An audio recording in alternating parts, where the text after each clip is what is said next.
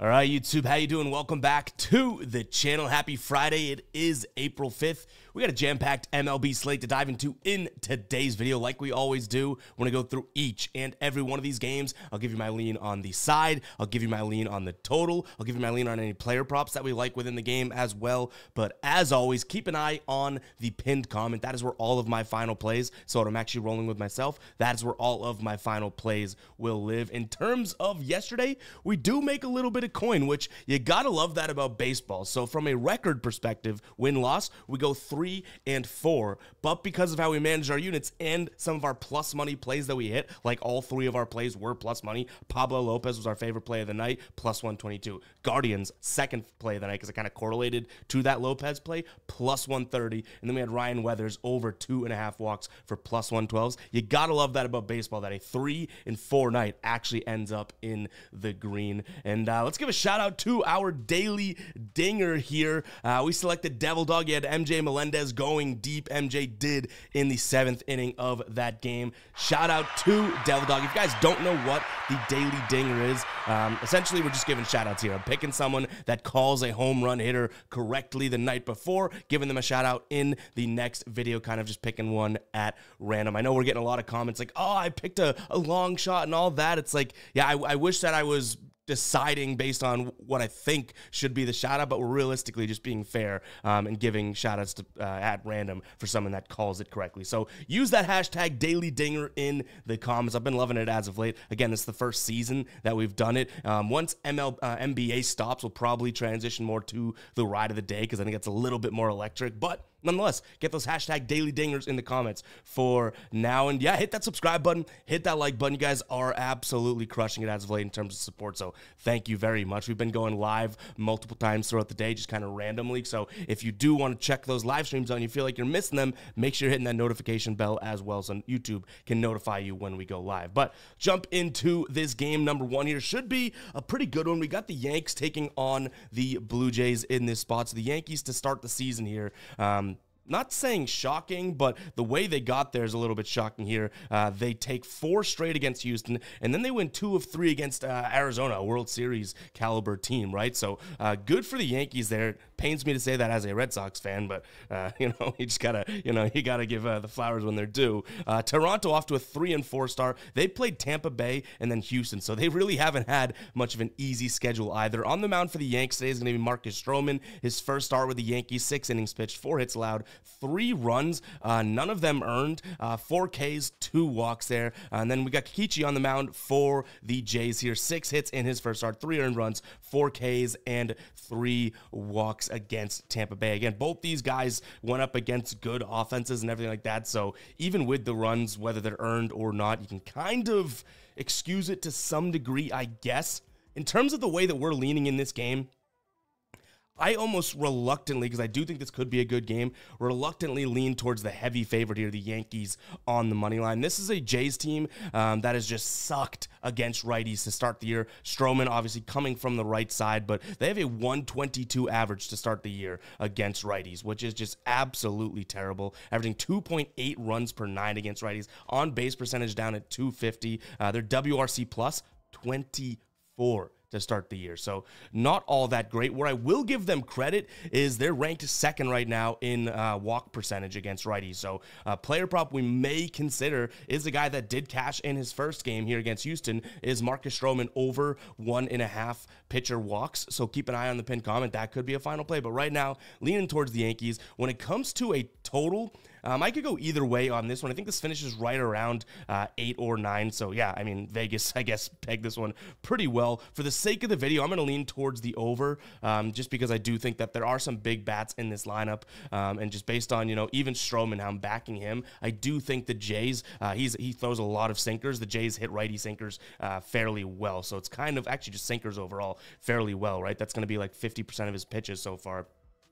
So even if they do start to get to him, they could get on base and some runs could be scored. But that being said, I that's like a secondary sort of note to make here, because I do think that overall the Jays have struggled against right-handed pitchers. In terms of player props, like I said, Marcus Stroman over 1.5 walks is definitely something we're considering. I would like his over in hits allowed because of that sinker, because like I said, the Jays don't strike out much against the sinker or anything like that, but I ultimately lean towards walks because of, one, they're the best team in the league at walking against righties this year, which is small sample size, but still that is true. And they just don't make contact against righties all that well. So hopefully their eyes are good today, because that's going to be our first player prop lean. Next up, we're looking at Detroit taking on Oakland here. Obviously, Detroit, massive favorites in this one, and it makes sense. They could easily have been still undefeated after that second game against the Mets last night. Kind of shocking, to be honest, that they don't pull that one out. Now, it was a low-scoring game, but the Mets end up scoring bottom of the ninth to kind of ruin the Detroit 6-0 start to the season. In this spot, though, there is no value in my mind at pulling the trigger at Detroit minus 200 beyond. And I also don't know if I necessarily love taking a peek at the minus 1.5 for them. One, you're getting negative odds. Like, if this was plus money, I'd consider it. But two, I think the thing that scares me is the fact that we're looking at a game that has a 7.5 run total.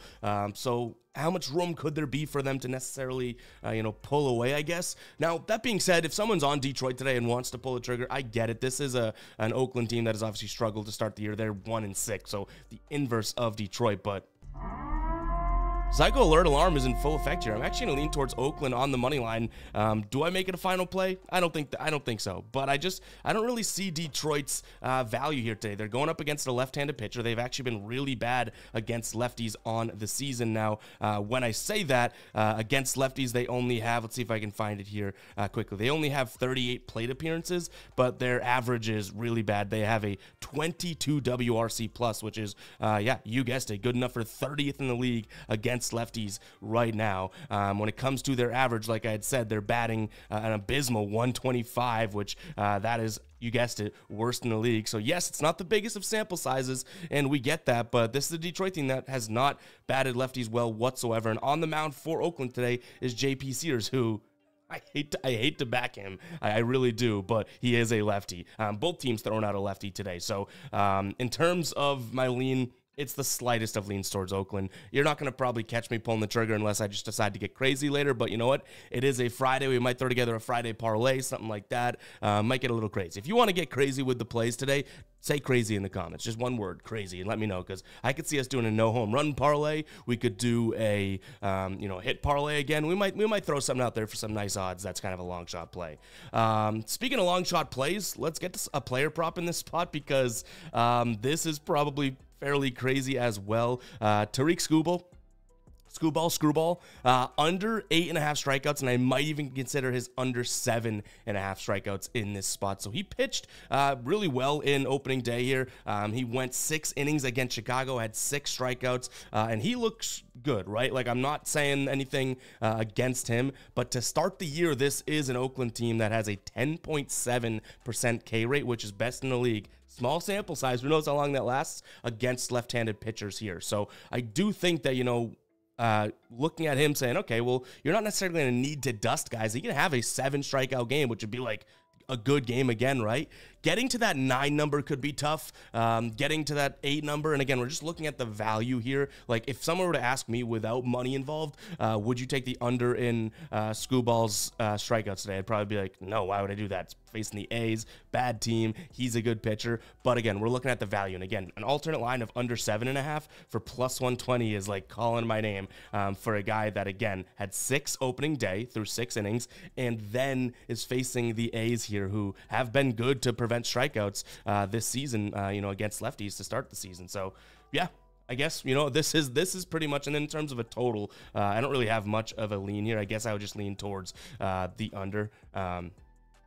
Yeah, because I don't think that the A's, like, if I lean towards A's money line, kind of like, half-assed, like, I don't think that they scored 7 today. You know what I mean? Like, it's going to be pretty tough, because Screwball is still a good pitcher. We're not fading him altogether. We're just potentially fading his strikeouts. But as sort of a summarization of that entire game breakdown, I'll drop the psycho alert alarm because, yes, fading a really good pitcher, fading the 6-1 team should be almost 5-1 team, right? Or what, 6-1? Should be, yeah, 5-1 should be 6-0. Like, yeah, we're kind of crazy for this one. I can admit that. Another strikeout prop that I don't mind is J.D. Davis under 1.5 strikeouts. I only really look at that because it correlates to Skubal. And if I don't think that he's going to have a bunch of strikeouts, for one guy to strike out twice is probably a good correlated play. You know what I mean?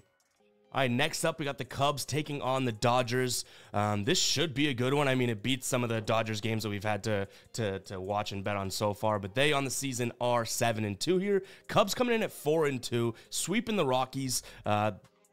What can you say about that? I'm not going to give him too much credit, right? On the mound for the Dodgers is going to be righty Bobby Miller, going up against righty Kyle Hendricks for the Cubs here. Hendricks, his last start, which a few years ago against the Dodgers, actually was pretty good. 7 innings pitched, 7 hits, but only 1 earned run, 6 Ks, and 1 walk. Bobby Miller, no data for him, obviously pitching against the Cubs here. In terms of them against current rosters, like I said, Bobby Miller, no data. Kyle Hendricks, 328 average against for these guys that are on the roster right now. Only a 10.4% K rate. Woba looking at a 395, so not necessarily the best look for him, which is kind of unfortunate because based on the, verse righties batting splits, I could have potentially got to the Cubs in this game, but because it's Kyle Hendricks, as a right-handed pitcher, but, because we're factoring his data against guys on this team in the past, I couldn't get there. And it's not a small sample size. 67 plate appearances against this current Dodgers roster. And again, those numbers just aren't that great. They're batting almost 330 against him, almost a 400 WOBA. The K percentage is low, which I almost looked at Kyle Hendricks over in strikeouts because to start the year, the Dodgers versus righties, the second worst team, a 31% K rate against righties. But I can't take that with Kyle Hendricks countering it with a 10% K rate. You know what I mean? So I'm on the Dodgers here. Yeah, you're paying a lot of juice for them, so it probably doesn't make its way into a single play, but I could throw it in as a parlay play because I don't think you're going to get Dodgers minus 180 against, many teams like this. And the Cubs, yeah, they look pretty good, but they're coming off of a series against the Rockies. Like, I don't know if we can prove out that they're real yet. You know what I mean? So give me the Dodgers in this spot. Total sitting at 7. I'm going to lean slightly towards the over because it kind of correlates with another play I have. And this is an EV play, so pretty much just backing the math here. But I'm going to look at the first 5 innings over 4.5 runs for plus 135 odds. The reason I say it's a math play is because the trends don't necessarily look great for this. But FanDuel at plus 112, BetMGM at plus 125. You can get plus 135 over on DraftKings right now. So even at the very worst, you're getting 10 cents of value there. So I'll slightly lean towards the over there as well. In terms of another player prop, could be convinced and could convince myself of Christopher Morel here over 0.5 bases. He's done it in every game to start the season. In fact, he's done it in 15 of his last 20 dating back to last season. He's done it in 10 straight games dating back to last season. So I like that spot for him. Do I love the matchup necessarily against Bobby Miller? No, but Bobby Miller against right-handed batters, his batting average against does jump from 226 to 252. So yeah, there is a little bit of an edge there, but Morel against right-handed pitchers, nothing really like stands out in a sense. But again, for the value, for the odds, I could consider it. And like I said, a strong consideration was coming in here looking at Hendricks over 3.5 strikeouts, but I just can't get there based on how he's performed against the guys in this lineup throughout his career. All right, guys, before we continue on with the show, I wanted to shout out the merch brand we have here on the channel, Fade Me. You can head over to fademe.store. We have tons of new stuff. The Money Gun collection is absolutely awesome. I love it. Let's head into new arrivals here. You can see some of the new stuff we've dropped. The hockey jersey is great. I know not everything's everyone's cup of tea, but I'm sure we have something here that you guys can appreciate, like the Gambler collection. This hat, one of our best sellers. It's just so simple, but it is cool. Like, this is just a nice little, like, simple logo, everything like that. The parlays all day, hinting at the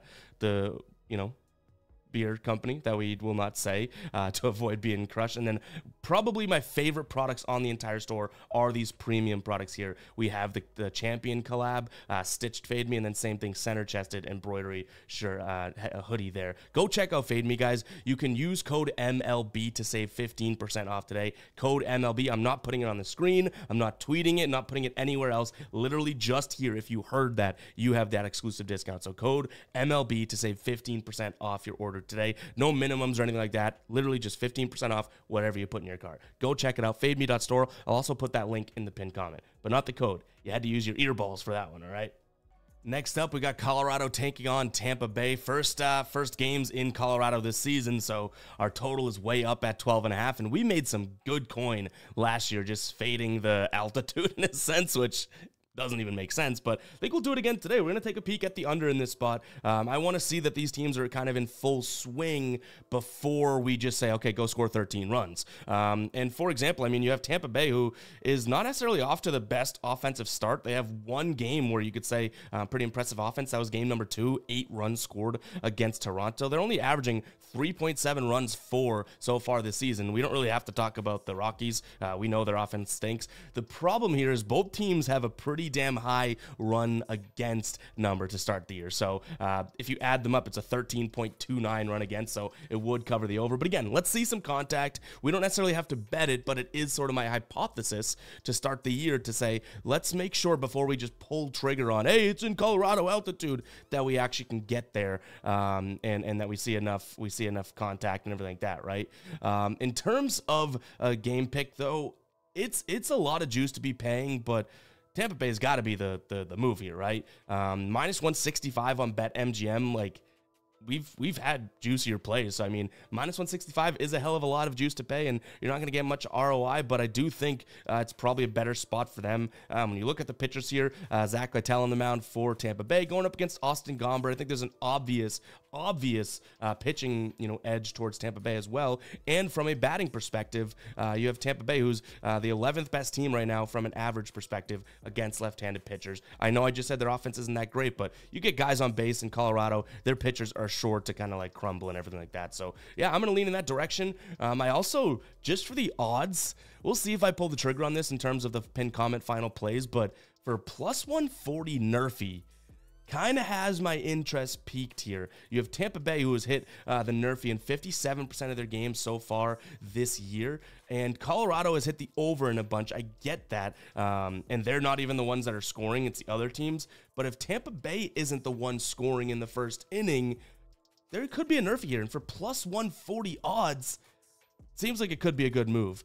So that might have a chance of being a final play. And then one player prop. You guys know I love my strikeout props here for batters. Charlie Blackmon under 0.5 strikeouts for plus 105 odds. Definitely consideration right now. No strikeouts through 6 innings for, 6 games for him. And he's averaging over 4 plate appearances per game. So I kind of like his juice that he's got going so far today. The one thing that concerns me is that he's 5 plate appearances against Littell, 1 strikeouts. That's a 20% K rate, which isn't all that great. Versus right-handed pitchers, his K percentage jumps from 13 to 15, and then we have a K rate for Littell against left-handed batters. His K rate jumps from 19 to 22.5. So there are some metrics on that side that are saying this is probably a tough one, but we're getting plus 105 odds. So if it wasn't plus money, I may not consider it, but I do like a batter that doesn't strike out much for plus money because of the situation. Like let's see the athlete do his thing. You know what I mean? Next up, we got the Pirates taking on the Orioles. Pirates off to a really good start, which I think helps Baltimore's case odds-wise in this spot. Both pitchers are righties today. We'll talk about pitchers in a second. We got Jared Jones, who made his debut with a 10-strikeout debut for Pittsburgh on March 30th, and then Grayson Rodriguez on the mound for Baltimore here. He had 9 strikeouts in his game against the Angels. Both those guys played the Angels in what we now know is a Miami tough offense, right? But in terms of a game lean here, I'm not ready to jump off the Baltimore train, even though they lost a couple games here. So they lose 1 against the Angels. They lose 1 against Kansas City. You're probably thinking they should be in a better spot. And look at Pittsburgh, right? 6-1. But Pittsburgh played a couple cupcake teams too, in a sense. Miami and then Washington, maybe you could make the argument that, Miami should be better and Washington may be better. But Washington has some things to figure out here for sure. So both these teams, haven't really been battle tested, but I do think the Orioles are the better, I guess you could say 1 through 9 lineup here. So I'm actually going to lean towards the Orioles because you're getting decent odds at minus 130. And again, I think that's because the Pirates are off to a good start to the year. So the odds here for the Orioles are pretty damn good and manageable. In terms of a total in this spot, I'm going to take a peek at the over. I think this gets to potentially 9 runs. I think both offenses can have a decent showing today. And kind of speaking of that, I'm going to take a peek at Jared Jones here. I'm looking at his under 5.5 strikeouts, and you're probably like, that is the craziest thing I've ever heard. He just had 10 strikeouts in his opening start his career. Yeah, that was against a Miami team that obviously we can't necessarily sit here and say that Miami's looking tremendous to start the year, right? In fact, in terms of strikeouts, I think they're the 5th worst team, something like that. Maybe the 5th or 4th worst team when it comes to striking out the most against righties. They're going up against He's going up against Baltimore today, who are the 3rd best team when it comes to strikeouts. So it could be a good look to fade a kid that is like, welcome to the big leagues. You're playing a real team now. Now, the price tag there is -135, which you look at that and it's like, all right, that's kind of a decent price to be paying for sure. So do we pull the trigger on that? There's not the biggest return on investment, but, we've done worse before. So keep an eye on the pinned comment to see if we do that. It's not like I hate the kid. I think that he looked good strikeout-wise, but it's not like he had the best game against Miami. He just did kind of deal when it comes to 0-2 counts and whatnot.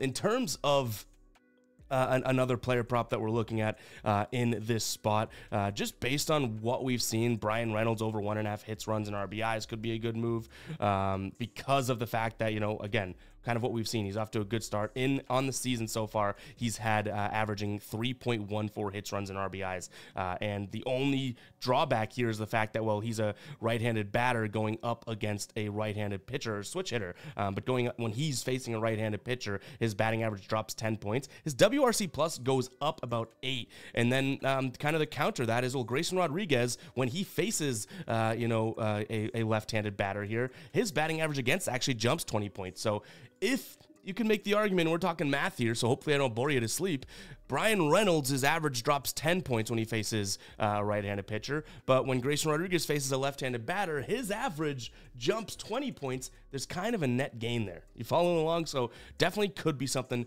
that we're considering, and I like the odds there as well at even odds. Some sportsbooks are going to have this in the minus odds, but I like the even odds over on DraftKings right now. All right, San Francisco taking on San Diego. Battle of the Sands here. We did see this series already to start the year. It was in San Diego, though, so they've moved now to San Francisco. But that was a split series in what you could argue was a good series, right? 6-4, 8-3, 9-6, 13-4. San Francisco starting today is going to be Jordan Hicks, so he did pitch against San Diego last time out. 5 innings pitched, 3 hits, 0 earned runs, 6 Ks, and a walk here. San Diego pitching Dylan Cease, who for whatever reason I have some sort of affinity for because we always bet him and just doesn't seem to get the job done. He had 2 earned runs through 4 2/3 last time out here, and to be honest, like, I don't know if either team has a true starting pitching edge here. And same thing with the bullpen.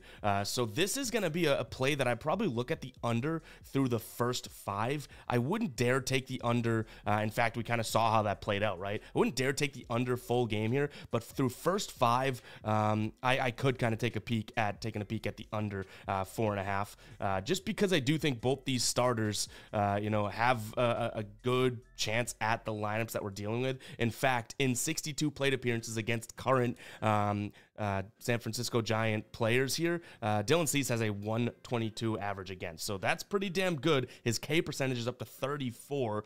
Jordan Hicks, only 25 plate appearances against the current guys, which obviously is the majority that's coming from last time they played, but a 40% K rate with a 130 average, 166 WOBA. Like, I think that the starters can get the job done here. From an under perspective, I worry about the bullpens coming in. So under 4.5 for the first 5 is going to be my main lean in this spot. I'm also going to take a lean towards San Diego here. I think that the better odds are on their side here. I like Cease, obviously. He's let us down before, but for plus 100 odds, it's something that I could definitely get behind as of right now. So, yeah, I don't think I have any player props I'm loving in this game either, so I'll lean towards the under first 5 as well as San Diego on the money line. All right, Reds taking on the Mets here. I think I'm ready to switch up from what I just said about the San Francisco and San Diego game. I like the over first 5 in this game here for the Reds taking on the Mets, but I might go alternate line over 5.5 for plus 160 odds on FanDuel. DraftKings plus 135, BetMGM plus 125 for the exact same play. So definitely an expected value play there.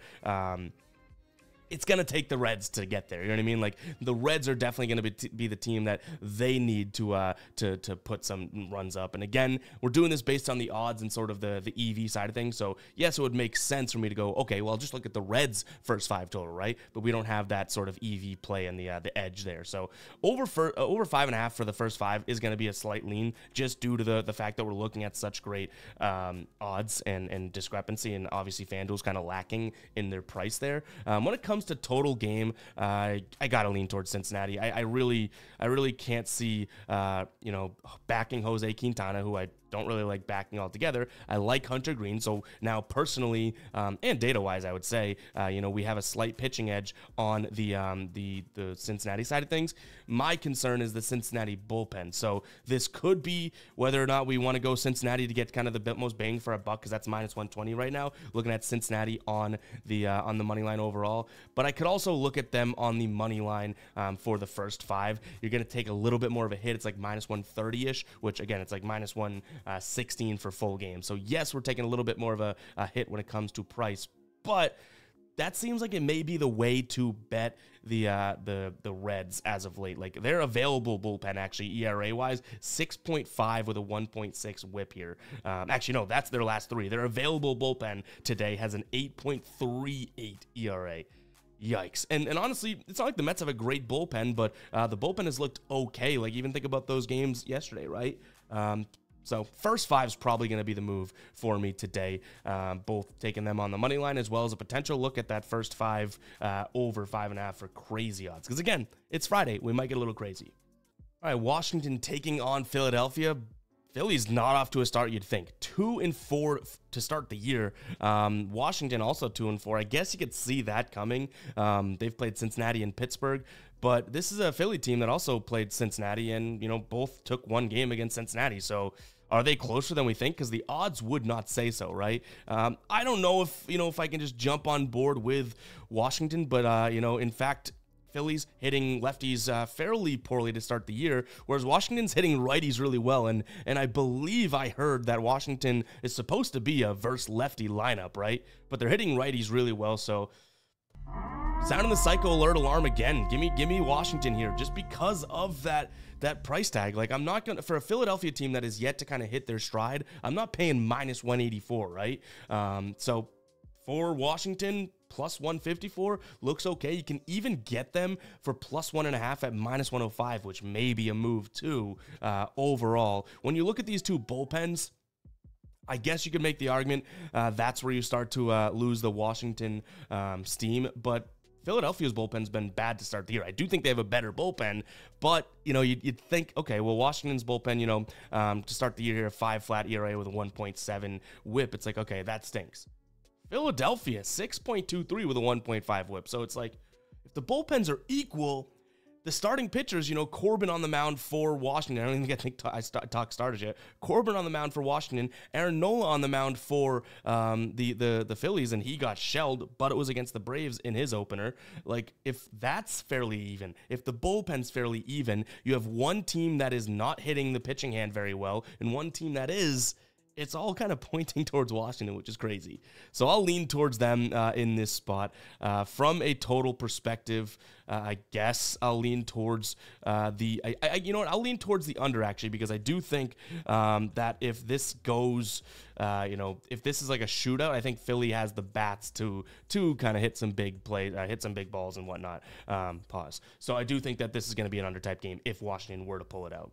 All right, Atlanta taking on Arizona. This is obviously a tough one because Atlanta is the better team. They're 3-2 to start the year. Arizona's 4-3, so both teams are kind of like not exactly crushing it right now. But Spencer Strider's on the mound for Atlanta. The one thing I'll say is Arizona versus righties don't strike out much and they walk a decent amount. So it's not the easiest spot for Strider here. On the mound for the Arizona Diamondbacks is going to be Tommy Henry.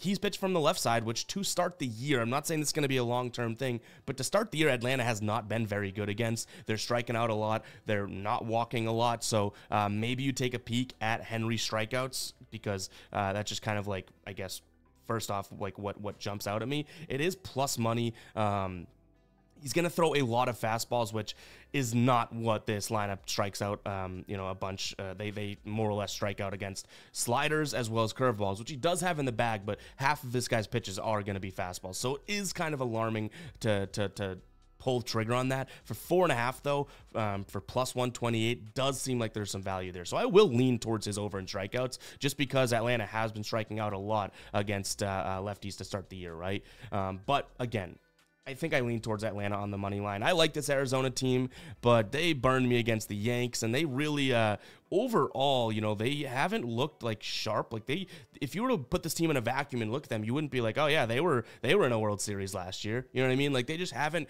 completely come together. You could say that, Gallons looked good, but other than that, I just really haven't seen it. So I'll lean towards Atlanta, but the problem is that price tag, right? In terms of a total, I don't think Atlanta's going to go out there and score a boatload of runs, to be completely honest.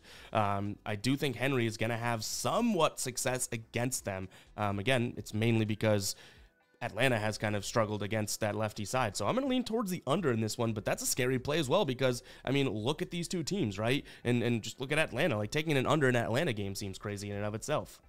All right, Kansas City taking on Chicago. Chicago White Sox. Yesterday's game was a 10-1 game. Kansas City just dominated. And on the mound for Kansas City today is a guy that I faded and absolutely looked like a chump last time out. Kansas City played Minnesota. They won 11-0, but I took Brady Singer's under in strikeouts. 7 innings pitched, only 3 hits allowed, 14 pitches per inning, 1 walk, 10 strikeouts. So shout out to him for just shoving it in my face. And on the mound for the White Sox, going to be Eric Fede, whatever the hell the guy's name is. Eric Fade Me is what I'll probably call him. Nothing really to brag about from him. He did have, I want to say it was like 6 or 7 strikeouts through, I think it was only like 4 innings in his opening start. But nonetheless, no one that I'm looking to kind of get behind here. What I will say, Royals are probably the play in terms of a money line, but I like taking a peek at the under in this spot. Kansas City has hit the under in 57% of games so far to start the year. You have Brady Singer on the mound, who I do think can kind of, dwarf this Chicago offense. Like it's not like they bat righties all that well. They don't strike out much, so I'm not gonna take his under in strikeouts again, but it could be a good spot given the fact that the line that we're looking at. Actually, I just had it up. The line that we're looking at here for him, based on that 10 strikeout, is where was it? 5.5 again, and it's like, I mean, that's still a lot. He has 3 straight games against Chicago in which he did not hit that number, but I can't fade it, right? Like, I can't fade him again. But I like the under 8.5, and then also maybe a half of a unit on the under 7.5 here for the value. Plus 109 on DraftKings. You can get plus 122 right now over on FanDuel. So if I like the under, upon further digging, there's even more value on taking 1 run less under 7.5. So yeah, that's where I'm gonna probably lean in terms of this game. There was another play that I was considering, which was Fede's over in innings, just because I don't know if they really have the bullpen to kind of get to, but that doesn't seem like it makes much sense, right? He'd have to get into the 6th inning to cash it. I don't think so. So give me the under, both regular line at 8.5 and then a potential under lean towards the 7.5. And then just based on what we've seen from Kansas City this season and the White Sox, I can't help but lean Kansas City. I don't know if the price tag's worth it, but can't help but lean that way. All right, Rangers taking on the Astros here. In terms of what we've seen from the Rangers as of late, they played Chicago. They win 2 of 3 there. Then they played Tampa Bay. They win 2 of 3 there. I do think it's fairly pitching dependent, though. Like, Eovaldi's getting his wins. Houston, not off to the best start. They get 4 games swept by New York, and then they do take 2 of 3 against Toronto, but those are only 2 wins so far this season. On the mound for Houston today is going to be Hunter Brown, who looked okay in his first start against the Yankees. Ultimately, they end up losing the game. Texas is starting Cody Bradford, who also looked okay. So you have 2 pitchers that looked mediocre, in my opinion, to start the game, to start the season for them here.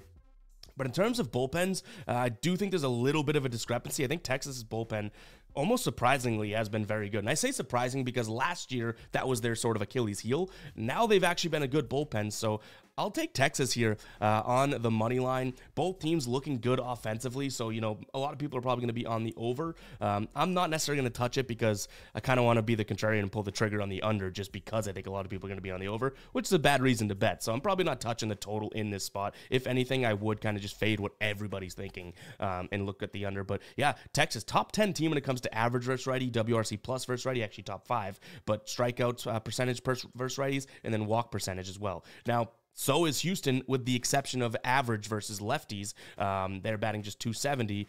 So another edge that I could see is, okay, well, Texas bats righties better than Houston bats lefties, right? And then you can look at the two pitchers. Cody Bradford, 35 plate appearances against this active Houston Astros roster. 182 average against, no walks, 17% K rate. Okay, that looks good. Hunter Brown, 61 plate appearances against him from this Texas Rangers roster. 333 average with a 13% K rate. So I do think that there's somewhat of an edge for Texas today for plus money. And again, the best odds you're getting out there, I think, is like 1 plus 120. So even the graphics are a little bit out of date. I think 120 over on FanDuel right now. All right, Brewers taking on Seattle here. Brewers are trotting out Freddie Peralta, which we love to see on that side of things.